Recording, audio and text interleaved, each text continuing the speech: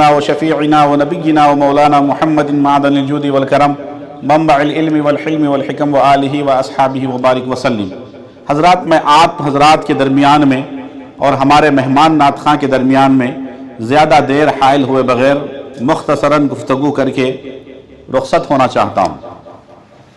حضرات گرامی، شاعر کہتا ہے، ہزار بار بشویم دہن ز مشک و گلاب، ہنوز نام تو گفتن کمال بے ادبیست۔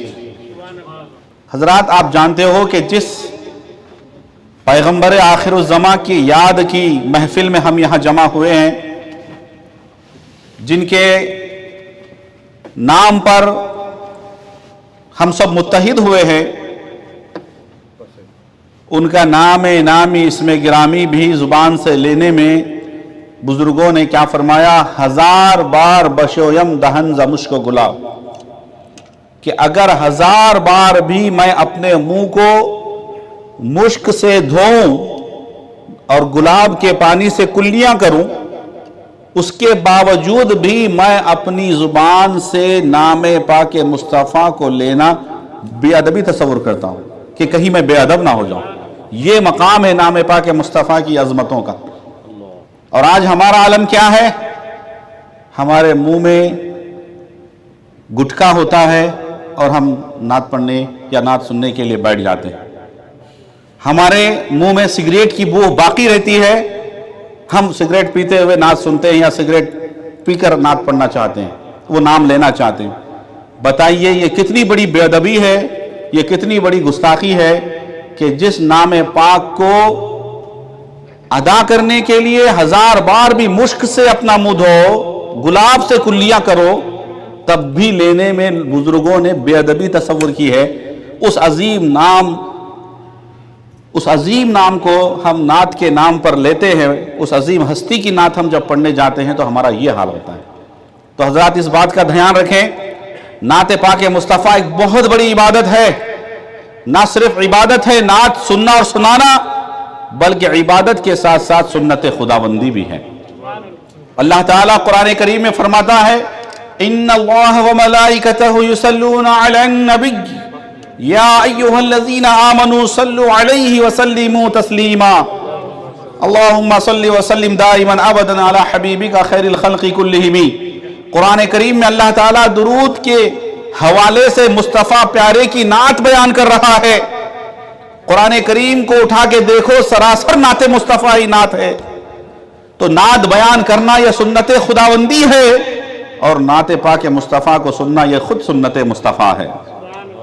جب کبھی بھی کفار و مشرکین مکہ نبی پاک صلی اللہ علیہ وسلم کی شان میں توہین کے اشعار کہتے، حضور کی شان میں ہجو بیان کرتے، تو حضور پاک صلی اللہ علیہ وسلم صحابہ اکرام کو حکم فرماتے کہ ان تانا دینے والے کفار و مشرکین کا انہی اشعار کی انداز میں سنجیدہ طریقے سے جواب دیا جائے۔ دربار رسالت سے حکم پا کر بہت سے صحابہ اکرام علیہم رضوان، جن کی ایک طویل فہرست ہے، جنہوں نے نعت پاک مصطفیٰ لکھنے کی اور پڑھنے کی سعادت حاصل فرمائی، ان میں جو مشہور نام ہمیں یاد ہے یا مشہور نام جو لیا جاتا ہے، شاعر دربار رسالت، صحابی رسول حضرت سیدنا حسان بن ثابت رضی اللہ تعالیٰ عنہ کی ذات گرامی ہے، حضرت سیدنا عبداللہ بن رواحہ رضی اللہ تعالیٰ عنہ کی ذات گرامی ہے، دیگر اور بڑے بڑے اکابر صحابہ نے، خلفاء راشدین نے نعت لکھی ہے، نعت پڑھی ہے، اور کافروں کے ہجو کا انہوں نے جواب دیا ہے، اس انداز سے جواب دیا کہ کفار پھر اس کے بعد ان اشعار کا جواب نہ دے سکے۔ تو جب صحابہ اکرام علیہم رضوان نعت شریف پڑھتے، حضور کی جانب سے ان کفار و مشرکین کو جواب دیتے، پیارے آقا کی عظمت و شان اپنے اشعار میں بیان کرتے، پیارے آقا کا ڈیفینس کرتے، دفاع کرتے، تو حضور پاک نور مجسم صلی اللہ تعالی وسلم ان صحابہ کی نعت کو سن کر خوش ہوتے، نہ صرف خوش ہوتے بلکہ انتہائی اعزاز اور اکرام سے، انعامات سے، تحفے تحائف سے نوازا کرتے۔ بلکہ ایک مرتبہ تو حضرت حسان بن ثابت سے فرمایا ایک بار اور دوسری بار مسلسل 2 مرتبہ حضور پاک نے فرمایا، جب حضرت حسان نے نبی کی نعت پڑھی فرمایا اے حسان تم جنتی ہو، اے حسان تم جنتی ہو۔ حضور پاک سے حضرت حسان نے اپنی حیات میں 2 مرتبہ جنتی کی بشارت حاصل کی ہے، وہ نعت پاک مصطفیٰ کی بدولت۔ یہ اعزاز ہے نعت پڑھنے والوں کا، یہ مقام ہے نعت پاک مصطفیٰ کا کہ نعت پڑھنے والا اگر وہ عشق سے پڑھے، محبت سے پڑھے، محبت رسول میں ڈوب کر پڑھے، اخلاص سے پڑھے، یقیناً اس کا اتنا بڑا مقام ہوتا ہے، اللہ تعالیٰ دنیا میں بھی اسے نوازتا ہے اور آخرت میں تو اس کے لیے جنت ہی جنت ہے۔ تو حضرات گرامی، یہ نعت پاک مصطفیٰ۔ آئیے ایک نعت کے تعلق سے، ایک نعت کے حوالے سے کہ نعت کیسے لکھی جاتی ہے، نعت کیسے پڑھی جاتی ہے، نعت کیسے سنی جاتی ہے، نعت کے ذریعے سے ہمارا کنیکشن نبی سے کیسے ہونا چاہیے، آئیے میں حضرت عبد الرحمن جامی رحمۃ اللہ علیہ کی ایک مثال سامنے پیش کرتا ہوں۔ ویسے حضرت شیخ شرف الدین بوصیری رحمۃ اللہ علیہ کی بھی مثال آپ کے سامنے ہے، بڑے بڑے بزرگوں کی مثالیں آپ کے سامنے ہیں جنہوں نے محبت رسول میں ڈوب کر نعت لکھی ہے، پڑھی ہے۔ اللہ اور اس کے رسول نے ان کا مقام دنیا اور آخرت میں بہت بلند کیا ہے، اور آج بھی ان کا چرچا ہے اور قیامت تک ان کا چرچا رہے گا۔ ایک ہستی قصص الاولیاء نامی کتاب میں موجود ہے واقعہ کہ حضرت عبد الرحمن جامی رحمۃ اللہ تعالیٰ علیہ بہت بڑے بہترین نعت گو شاعر تھے، بڑے ہی عشق و محبت میں ڈوب کر وہ نعت پاک لکھتے۔ ان کا تعلق ایران سے تھا۔ ایک مرتبہ وہ حاجیوں کے قافلے کے ساتھ حج پہ تشریف لے گئے۔ حج کے مناسک سے فارغ ہونے کے بعد ان حاجیوں کے قافلے کے ساتھ مدینہ طیبہ میں حاضر ہونا چاہتے تھے، مدینہ پاک کی جانب رخت سفر باندھنا چاہتے تھے، وہ عازم مدینہ ہونا چاہتے تھے، سرکار کے در پر تشریف لانا چاہتے، حاضر ہونا چاہتے تھے کہ اچانک پیارے آقا سرور کائنات فخر موجودات ارواحنا فداہ جناب محمد رسول اللہ صلی اللہ تعالی وسلم نے مکہ کے گورنر کے خواب میں تشریف لا کر اپنا دیدار کرایا، اپنے دیدار سے اپنے جمال جہاں آرا کے مشاہدے سے سرفراز فرمایا مکہ مکرمہ کے گورنر کو، اور یہ فرمایا کہ دیکھو مکہ سے حاجیوں کے قافلے میں ایک حاجی عبد الرحمن جامی کے نام سے ایک شخص وہ مدینہ آنا چاہتے ہیں، میرے دربار پہ حاضر ہونا چاہتے، ان کو مدینہ آنے سے روک لو،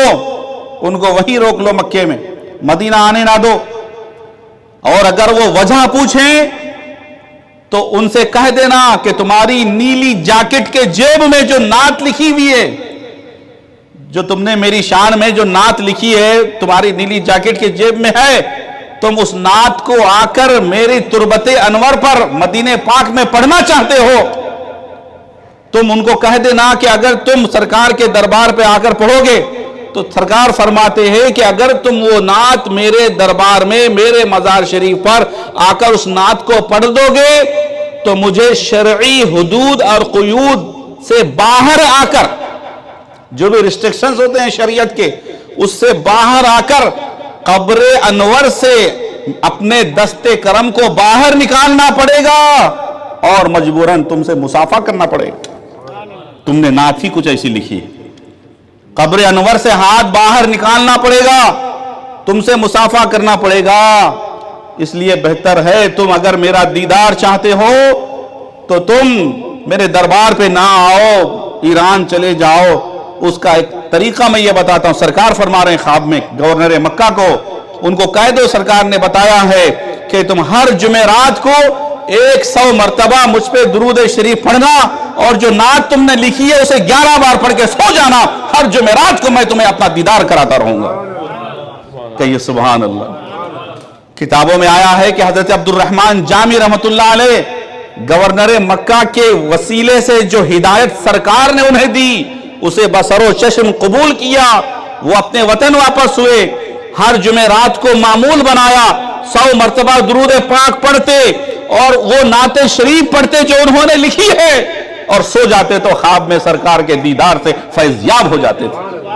ہر جمعرات کو زندگی بھر یہ معمول تھا، ہر بار وہ فیض یاب ہوتے رہے۔ اس کی کرامت، معجزہ، کرشمہ، فیض یہ ہوا کہ جمعرات کو رات میں دیدار رسول سے فیض یاب ہوتے اور جمعہ کے دن دن بھر ان کے جسم سے بہت ہی اعلیٰ قسم کی خوشبو آتی رہتی تھی۔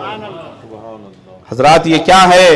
یہ سرکار کے عشق میں محبت میں ڈوب کر نعت لکھنے ہی کا تو فیضان ہے کہ سرکار کا دیدار بھی ہو رہا ہے اور ان کا جسم خوشبو سے مہک رہا ہے۔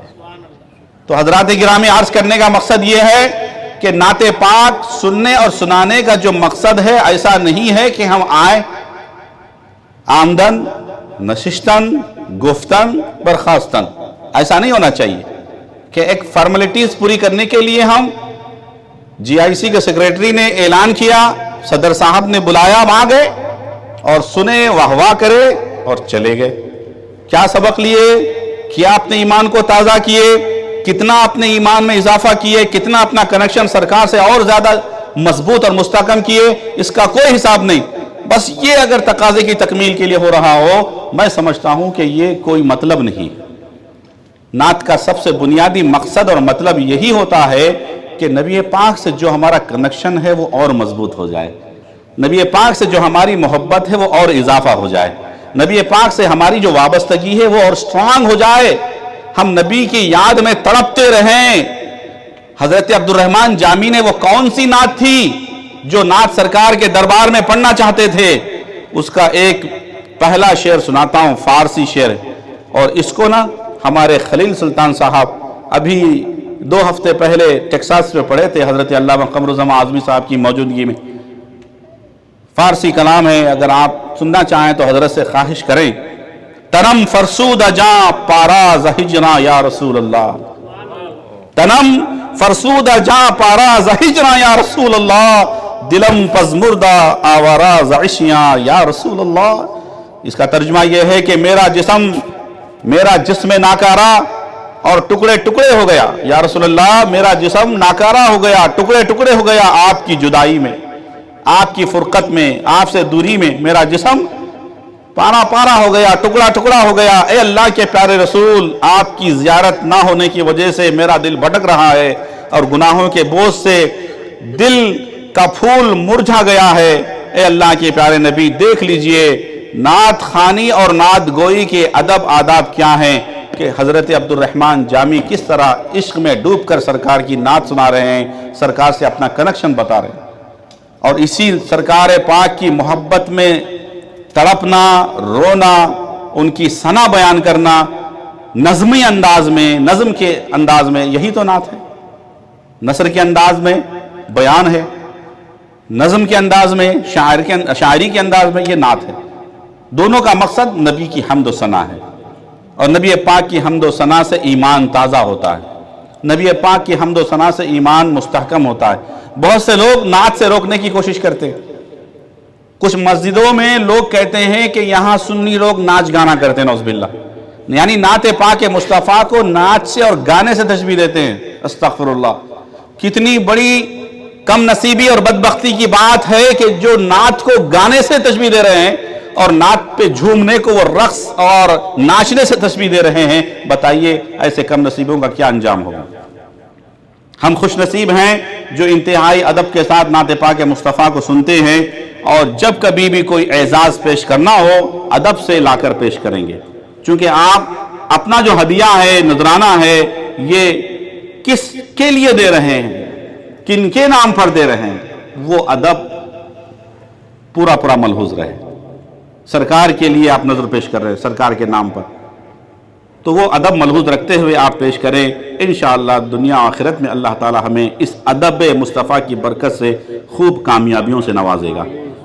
اعلیٰ حضرت امام اہل سنت مولانا شاہ امام محمد رضا فاضل بریلوی رحمۃ اللہ تعالی علیہ نے نعت لکھی۔ کیسی نعت لکھی؟ ایسی نعتیں لکھی کہ وہ خود فرماتے ہیں کہ میرا سارا کلام جو ہے بیکار باتوں سے، بیجا باتوں سے، لغو باتوں سے، مبالغہ آرائی سے، غیر غلط الفاظ سے بالکل خالی ہے۔ میرا کلام انتہائی محتاط ہے۔ کیوں؟ جب بھی میں میرا کلام خود پڑھتا ہوں یا سنتا ہوں تو مجھے خوشی محسوس ہوتی ہے، مجھے سکون محسوس ہوتا ہے، مجھے لطف مزہ محسوس ہوتا ہے क्योंकि मैंने जो ये नात गोई सीखी है ये कुरान करीम से सीखी है। क्योंकि नात पाक मुस्तफ़ा का असल माखज़ और असल बुनियाद ये क्या है? कुरान करीम है। कुरान करीम ही में असल बुनियादी तौर पर नात पाक मुस्तफ़ा बयान की गई, उसी को वो अपना आइडियल बनाते हुए नात लिखते कहते हैं, हूँ अपने कलाम से निहायत महफूज। आला हज़रत लिख रहे हैं, हूँ अपने कलाम से निहायत महफूज, बेजा से है अल मिन्नतु लिल्लाह महफूज। कुरान से मैंने नात गोई सीखी, यानी रहे अहकाम शरीयत मलहूज। अल्लाह ताला हमें अमल की तौफीक अता फरमाए। ये बेहतरीन नात खां, एक बेहतरीन पुरतरन्नुम आवाज़ में पढ़ने वाली शख्सियत, मैं इनका कुछ तारुफ पेश करूँ। हज़रात गिरामी, ये आलम इस्लाम के बहुत नामवर नात खां हैं। आप ऐसा नहीं है कि आपने अपने ख़ानदान में ख़ुद ही जो है नात कही हो या लिखी हो या पढ़ी हो और शोहरत पाई हो, बल्कि आपके आबा व अजदाद, आपके दादा अपने दौर के बड़े बड़े औलिया, उलमा, मुनाजिर में से आपका शुमार होता है।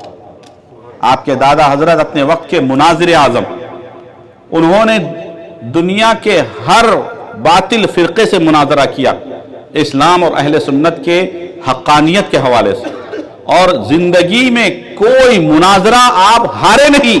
हर मुनाजरा जो भी किया आप जीत गए, और बातिल फ़िरक़े को हमेशा शिकस्त होती रही। आपके दादा हजरत का मज़ार लंदन में, इतना अज़ीमुश्शान वो मज़ार है, इतना बेहतरीन खूबसूरत गुंबद है कि शायद ही किसी का ऐसा हो, बल्कि किसी का होता ही नहीं। और आपके चाचा हजरत अब्दुल वहाब साहब, उनका मज़ार लंदन में है, इंग्लैंड में है। वो खुद भी एक बहुत बड़े दाई, वो बहुत ही बड़े जो है मुबल्लिग और बहुत बड़े पाए की अपने दौर के आलिम दीन गुजरे हैं। तो आपका जो ख़ानदान है, वालिद का, दादा, चाचा वगैरह, ये सब उलमा का ख़ानदान है, सुलहा सालिहीन का ख़ानदान है।